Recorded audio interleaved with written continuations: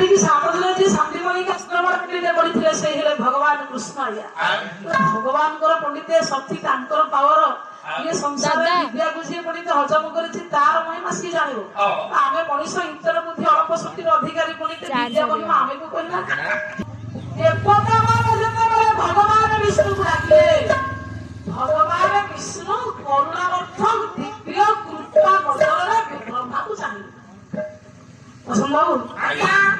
ବ୍ରହ୍ମାକୁ ଚାହିଁ ଆଶ୍ୱାସନା ସାନ୍ତ୍ୱନା ଦେଲେ। ମଉସା କଣ ସାନ୍ତ୍ୱନା ଦେଲେ କି? ବ୍ରହ୍ମା ବିଷ୍ଣୁ ମହେଶ୍ୱର ତାଙ୍କ ପାଦରେ ନମସ୍କାର। କାଳିଦାସ କହିଲେ ନମସ୍ତେ ମୃତେ ତୁଭ୍ୟଂ ପ୍ରାକ ସୃଷ୍ଟି କେବଳାତ୍ମନେ ଗୁଣନ୍ତ୍ର ବିଭାଗାୟ ପଶ୍ଚାତ ଭେଦ ଉପୈଷ ବନ୍ଦେହ ଶୂନ୍ୟ ବ୍ରହ୍ମାଞ୍ଚ ବିଶ୍ୱ ବ୍ରହ୍ମାଣ୍ଡ କରଣ ସର୍ବଶକ୍ତି ବ୍ରହ୍ମରୂପୀ ସଚରାଚର ପୂଜିତ। ଏଡ ବଡ ଠାକୁର ବ୍ରହ୍ମା ଆପଣଙ୍କ ତର୍ଜମା କଣ ଭୁଲ ହେଇଯିବ କି? ଆମେ ପଣ୍ଡିତ ସଂସାରରେ ଯେତେ ଲୋକ ଆସିଛେ ସେ ଯେତେ